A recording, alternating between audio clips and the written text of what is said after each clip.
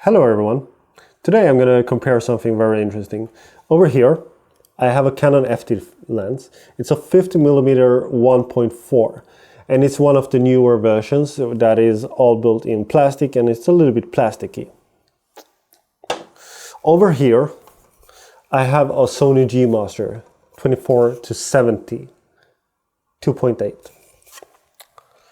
This one costs around $150. And this one cost $2,300. I'm going to compare these two lenses towards each other on 50mm on an aperture of 2.8. The reason why I'm going to compare these two lenses is to see how do they compare, because this lens, the Canon FD, are somewhat a distance relative to a very well-known cinema lens lineup called Canon K35. Which had been used in a lot of movies. It was a favorite of Stanley Kubrick, it was used in Alien, and it's been used in a lot of movies. What this lens does is that it renders skin tones in a very pleasant way, and it gives a certain look and a certain character to the image. While the G Master is a newer lens, which in some cases are described as a more accurate lens when it comes to color, sharpness, contrast, and it gives a more clinical look. Some people don't like this clinical look, while others think the clinical look is the way to go, and after that modify that look in post in order to get the look you want. However, in a lot of movies, they are actually using these kinds of lenses to get the special character you get from this one.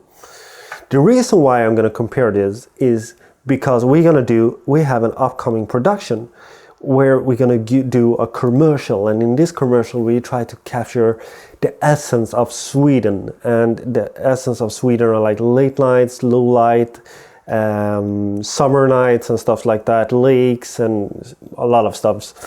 And that got me thinking, well, most of all I leaned towards using these lenses on that production, but it got me thinking, maybe I should use the G Master. Maybe if I put a mist filter on the G Master, that will give me the look I want. The thing is, even if this is much more light sensitive, it goes down to 1.4. I'm not going to film on 1.4. Most likely I'm going to film on 2.8 because I have a whole set of lenses similar to this. And the slowest one is a 2.8 lens. So to keep it convenient for me if I want to swap lenses and stuff like that, I am not going to go down under 2.8. So maybe I could use the G Master. We're going to try out it on a Sony A7S III. This is the Sony rig, which is not my camera. However, what we're going to do now is we're going to swap out the camera, and then we start with, I think we're going to start with the Canon lens because it's nice. So for you, it's going to be an instant, and for me, I'm going to swap out the camera, and then we're going to see if there is a certain character to it.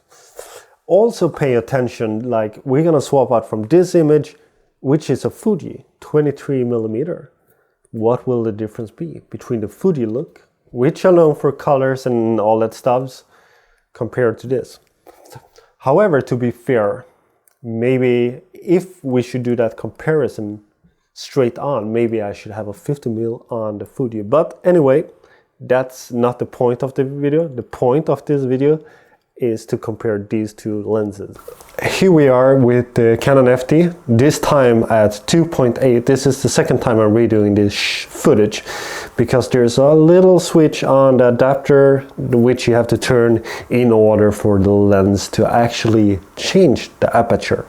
So I have footage with 1.4 which I'm going to post as well.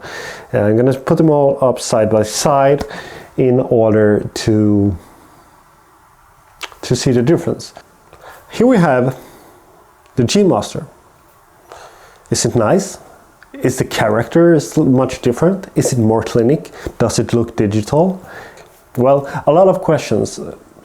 One thing I know for sure is that the G Master lens have a very good autofocus combined with the A7S III. However, this is not an autofocus test, and autofocus is not always what you want. However, it's time for me to have a look on the footage, come back and talk to you and come up with my conclusions.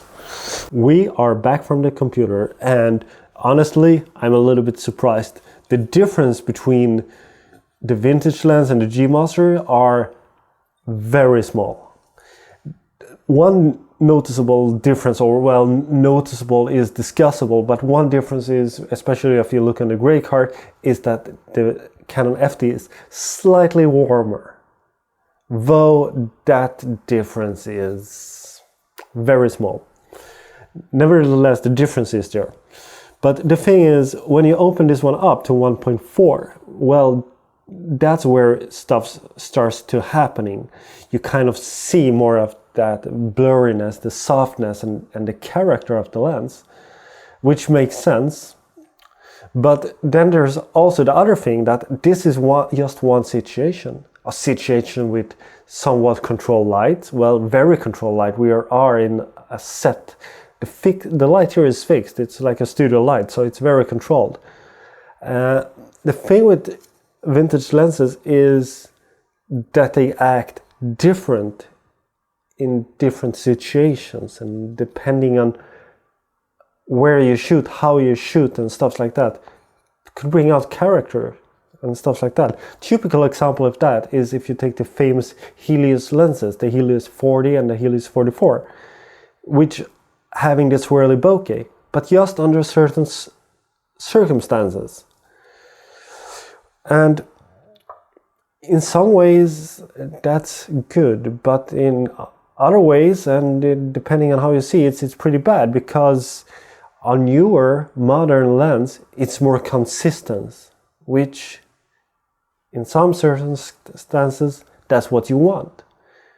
If you're doing like a professional work where you always want to have a reliable result, well, then maybe a G Master is what you should shoot with.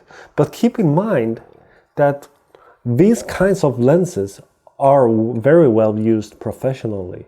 It is professional lenses. They are used in cinema, but they are then used when you want a certain character, a certain look. And also, well, the kind of lenses they are using is not really looking like this. They are either rehoused to have focusing gear and stuff like that, or they are actually using, which is most likely that they are actually using the K35 series. But I can't afford those lenses. That's why I have that one. And that's also why I think this kind of lenses is a very solid option for like most people who are not shooting cinema movies. If you like this kind of content and you want to see more camera related content, well, keep your eyes open, because there's going to come more. Click somewhere to subscribe, and there's also going to be a playlist with more camera related stuff. Thanks for watching, and I see you later.